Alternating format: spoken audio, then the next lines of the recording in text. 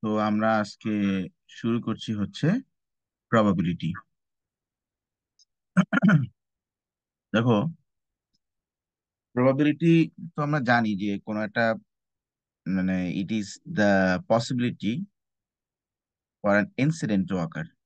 একটা ঘটনা ঘটার পসিবিলিটি কতটুকু, সেটাই হচ্ছে আমরা বলি যে প্রবাবিলিটি।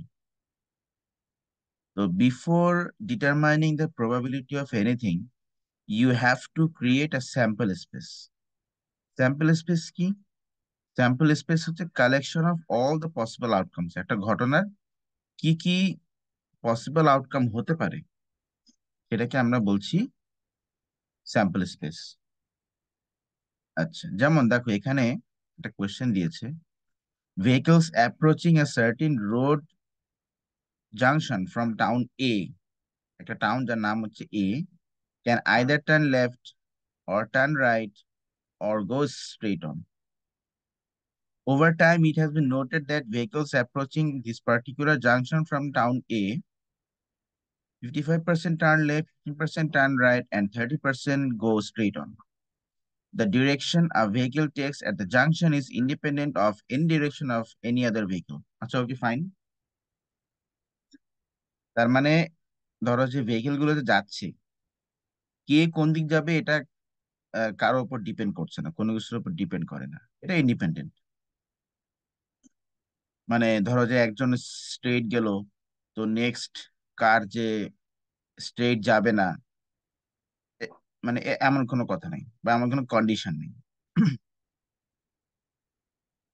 আচ্ছা, তাহলে বলছে draw up a sample space of the event Z. তো এই ইভেন্টটার নাম মনে দিচ্ছে জেড, যে এই যে গাড়িগুলা যে স্ট্রেট যাবে, লেফট যাবে, রাইট যাবে, এটার বলছে জেড।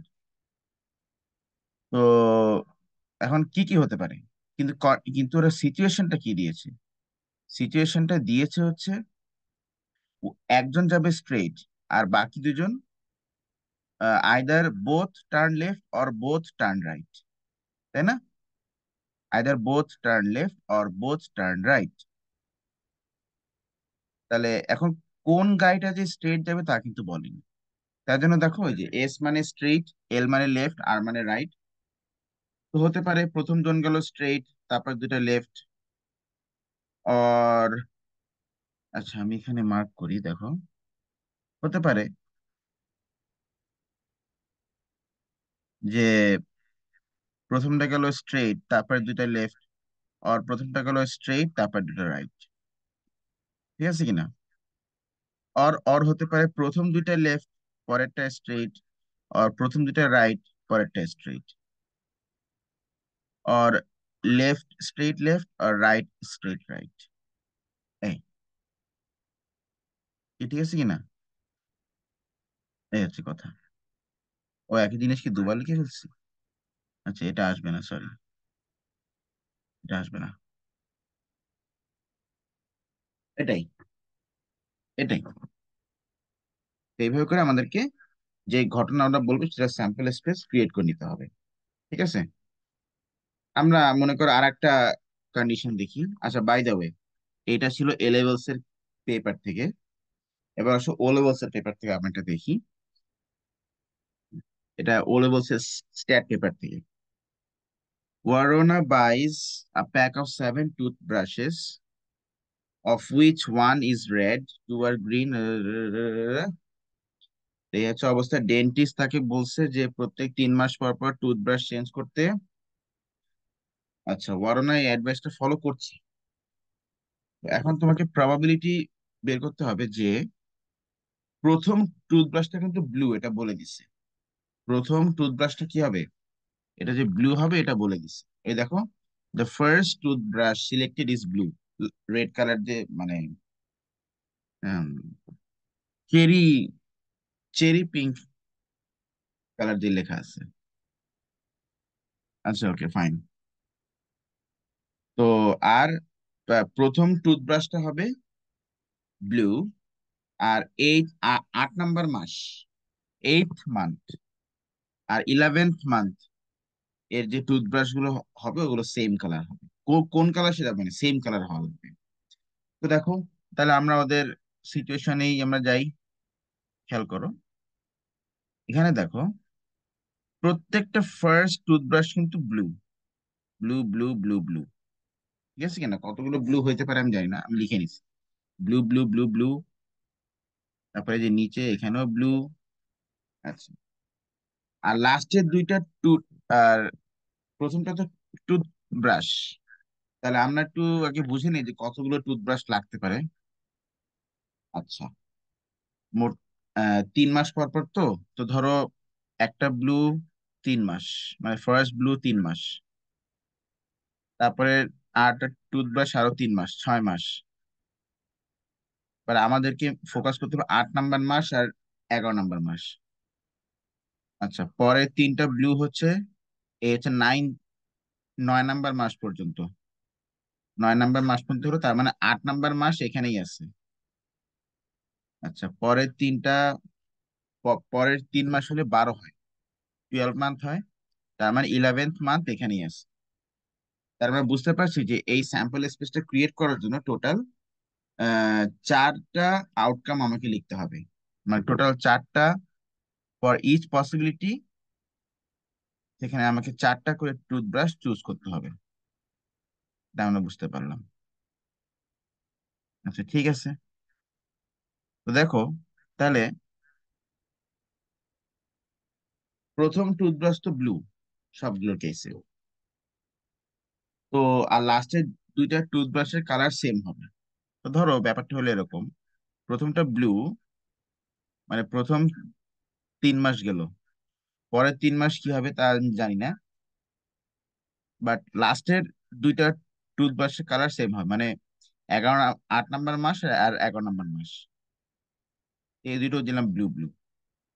ব্লু তো 4টা ছিল, তো 3টা তো দেওয়াই যাবে। তাহলে এখন এখানে আমি চাইলে আর একটা ব্লু নিতে পারি, তাই না? অর এখানে আমি চাইলে এখানে আমি চাইলে রেড নিতে পারি, তাই না? অর এখানে আমি চাইলে গ্রিন নিতে পারি, তাই না? এই এইভাবে করে করে দেখো, 5টা প্রবাবিলিটি, মানে 5টা আউটকাম সাজানো হয়েছে। এটাই হচ্ছে স্যাম্পল স্পেস। এবার তুমি আসো, প্রবাবিলিটি কিছু নিয়ম কানুন, এগুলো তো বেসিক জিনিসপত্র আমরা জানি। এগুলা, এই যে আমি এটা রাখলাম এখানে, তোমরা লিখে লিখে নাও যে কোন সেকশনটা কি বোঝাচ্ছে, এগুলো তো জানোই। মিউচুয়ালি এক্সক্লুসিভ ইভেন্ট মানে, এ দুইটা ঘটনার যদি মিউচুয়ালি এক্সক্লুসিভ হয় তাহলে ওদের মধ্যে কমন কিছু থাকবে না। আর ইন্ডিপেন্ডেন্ট যদি হইতে হয় তাহলে ওদের একসাথে, মানে ওদের common incident must be equal to their ওদের ইন্ডিভিজুয়াল প্রবাবিলিটির মাল্টিপ্লিকেশন। হ্যাঁ, এখানে ফাইন, ওকে। যেমন দেখো এখানে দুটো ঘটনা বলছে, যে একটা ঘটনার নাম হচ্ছে আমরা হ্যাচব্যাক কার চুজ করব, আর একটা ঘটনা হচ্ছে রেড কালারের কার চুজ করব। তো এই দুটো কি ডিপেন্ডেন্ট নাকি ইন্ডিপেন্ডেন্ট, এই দুটো ঘটনা, যে হ্যাচব্যাক কালার চুজ করে আর রেড কালার চুজ, এটা কি ইন্ডিপেন্ডেন্ট অর নট? তো প্রথম ঘটনা আমরা ধরলাম যে রেড কার চুজেন।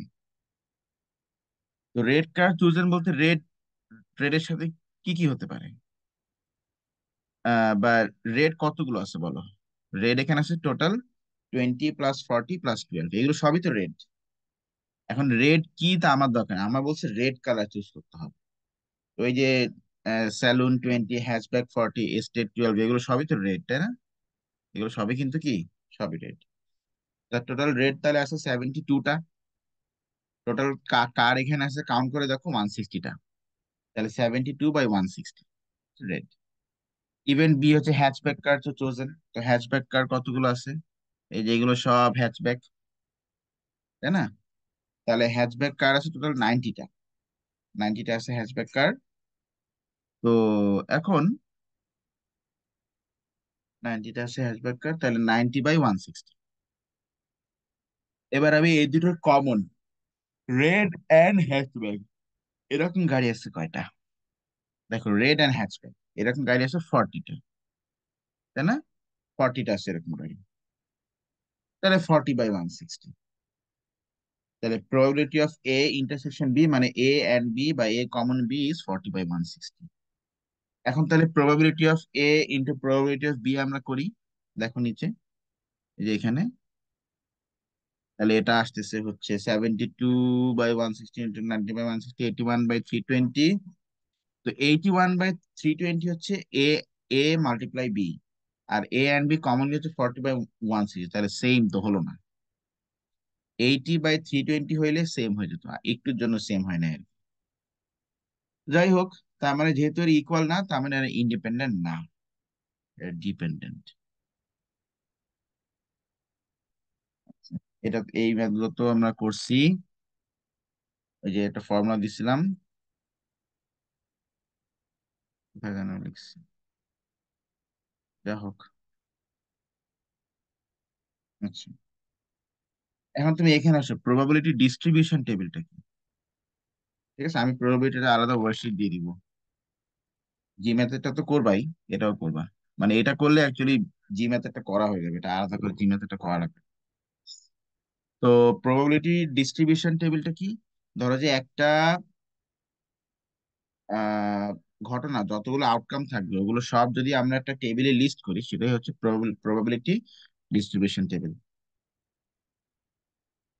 আচ্ছা, স্ক্যাটার সরি, স্ক্যাটার ডায়াগ্রাম বলতে বোঝাচ্ছে, মনে করো যে দুইটা ঘটনা ঘটছে, তো সেখানে কি কি পসিবল আউটকাম আছে, যেমন এই যে এটা হচ্ছে তুমি বলতে পারো একটা টু ওয়ে স্ক্যাটার ডায়াগ্রাম, একদিকে রেড সিলভার আদার আর একদিকে স্যালুন হ্যাচব্যাক স্টেট, এটাই টু ওয়ে স্ক্যাটার ডায়াগ্রাম বলতে পারো এটাকে। এখানে ডিস্ট্রিবিউশন টেবিলের এক্সাম্পল দেওয়া আছে। দেখো কি বলছে, a game consist of rolling unbiased die and tossing an unbiased coin. Unbias মানে ফেয়ার, ফেয়ার মানে সবগুলোর প্রবাবিলিটি ইকুয়াল। তো ডাইসের কয়টা সাইড লেখা আছে, 6টা সাইড লেখা আছে।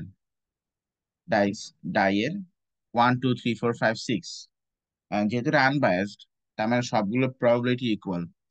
তার মানে 1 2 3 4 5 6 সবগুলো প্রবাবিলিটি হচ্ছে 1/6। আর উপরে দেখো বলা আছে আনবায়াসড কয়েন, তারপরে কয়েনটাও আনবায়াসড, তার মানে উম, sorry, তার মানে কয়েনের তো সাইড দুইটা, হেড এন্ড টেইল, মানে বাট এখানে ওরা লেভেল করছে উইন অ্যান্ড লুজ। তো এখানেও তাহলে প্রবাবিলিটি দুইটা, উইন অ্যান্ড লুজ, এটা আনবায়াসড, তার মানে ইকুয়াল প্রবাবিলিটি, তার মানে 1/2। এখন ঘটনা কি বলছে, if a coin lands on win, the player wins a prize equal to the amount on the die.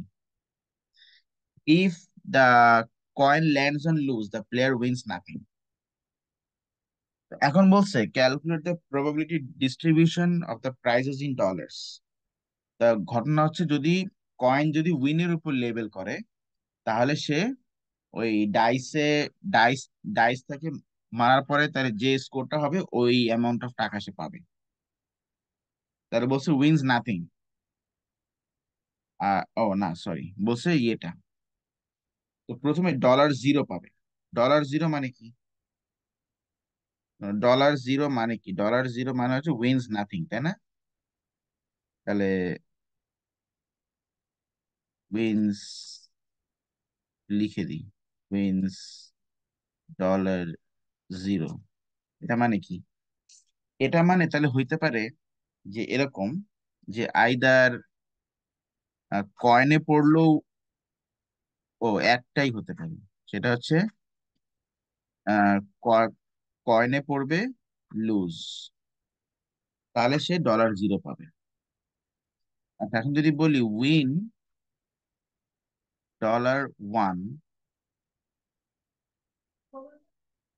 $1, তাহলে সেটার প্রবাবিলিটি কি হবে, কয়েনে হবে উইন, আর ডাইতে হবে কি, ডাইতে হবে 1 পড়বে। তাহলে $0 উইন হবে, এটা জাস্ট কয়েনে যদি লুজ পড়ে তাহলে সে কোনো কিছুই জিতবে না।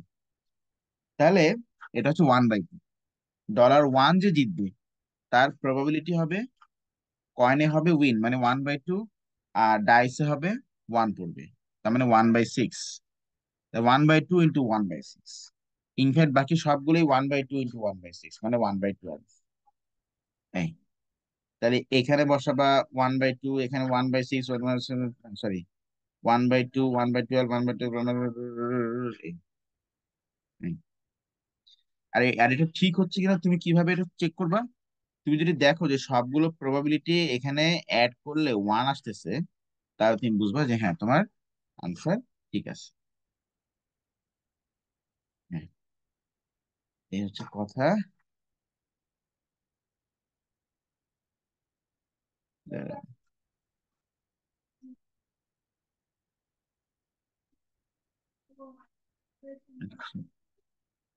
ঠিক আছে।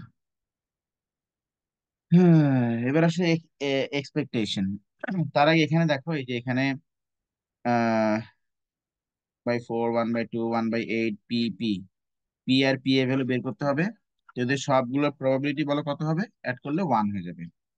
তারপর তুমি মানে 1/4 plus 1/2 plus 1/8 plus P equal to 1, তারপর তুমি ওখান থেকে পি এর ভ্যালু বের করো। তারপর দেখো এখানে বলছে find the a charge is to be made for playing game. Find an amount that should be charged if the game is to be fair. আচ্ছা, ফেয়ার গেম যদি হইতে হয় তাহলে কত চার্জ করতে হবে? শোনো, এই কেসে আমাদেরকে প্রত্যেকটার এক্সপেক্টেড ভ্যালু বের করে অ্যাড করতে হবে। এক্সপেক্টেড ভ্যালু, এখন এক্সপেক্টেড ভ্যালু কি করে বের করে দেখো, এই যে উপরে এই যে ফর্মুলাটা আছে, ফর্মুলাটা দেখো। দাঁড়াও, এই যে ফর্মুলাটা দেখো এখানে, এই যে, হুম, এই যে ফর্মুলাটা দেখো, ঠিক আছে? ফর্মুলাটা সাম অফ এক্স ইন্টু পি, মানে এক্স মানে আউটকাম, আর পি মানে প্রবাবিলিটি। এই সবগুলোর এক্স আর পি বের করে তুমি একসাথে করে অ্যাড করো। যেমন দেখো সাইডে একটা এক্সাম্পল দেওয়া আছে, এক্সাম্পলটা ফলো করে তুমি করো। তাহলে তুমি গেমটা ফেয়ার করার জন্য যে এক্সপেক্টেড কত টাকা এখানে জমা দিতে হবে তুমি এটা পেয়ে যাবে। ঠিক আছে কিনা? আচ্ছা, ঠিক আছে। আর কোন একটা গেম ফেয়ার কিনা এটা বোঝার জন্য আমরা ওই এক্সপেক্টেড উইনিং আমরা কথাটা ইউজ করব, এটা হচ্ছে প্রাইস ইনটু পি। যেমন ধরো আমি যদি বলি যে, ধরো বললাম যে লামিজ, অন্তি আর অথই, তো এরা তিনজনে গেম খেলবে। এখন আমি যদি বলি যে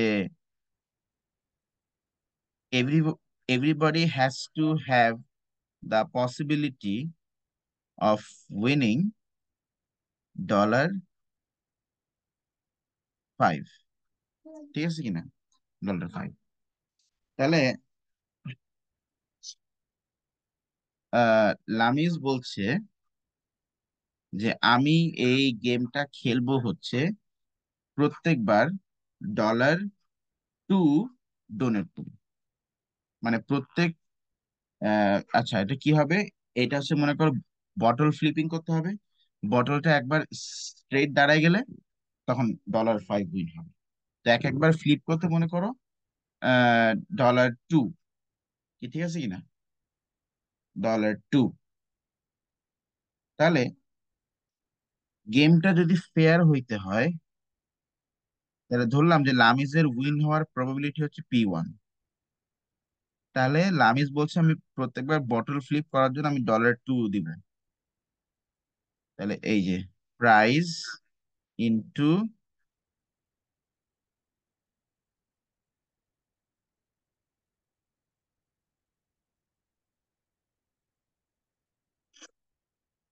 ওকে,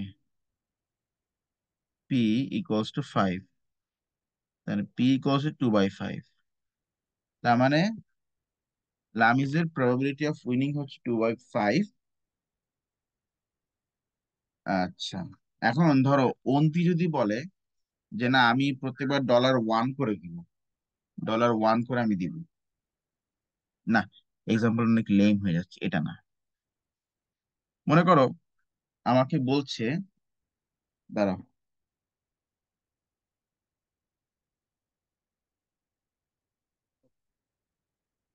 মনে করো,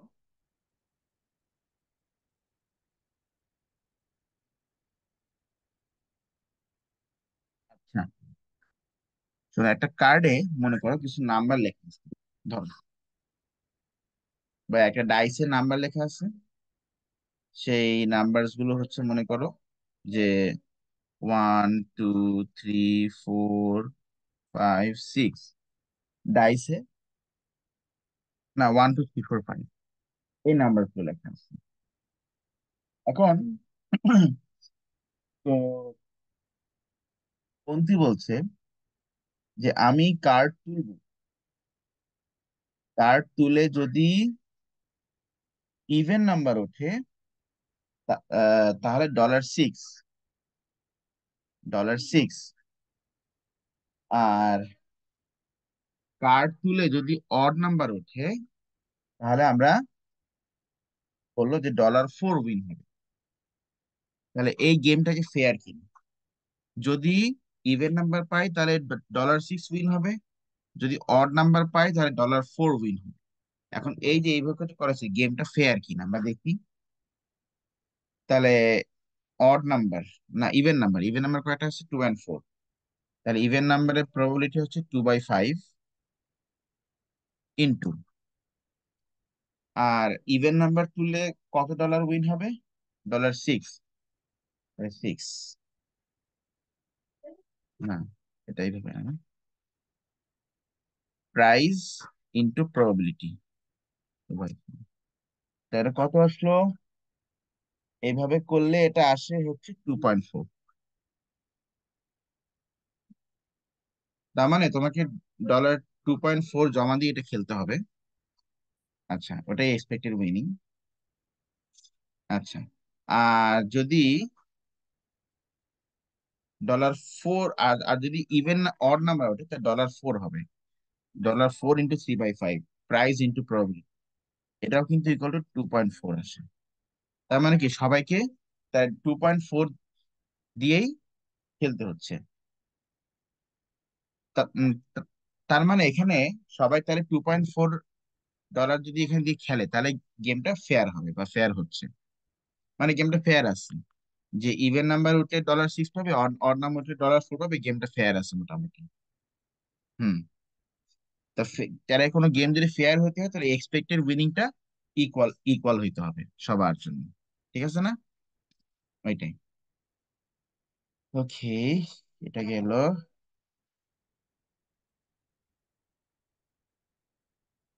এই তো, প্রবাবিলিটি ইজি। আচ্ছা, না যাই হোক, তো এই হচ্ছে মোটামুটি স্ট্যাট।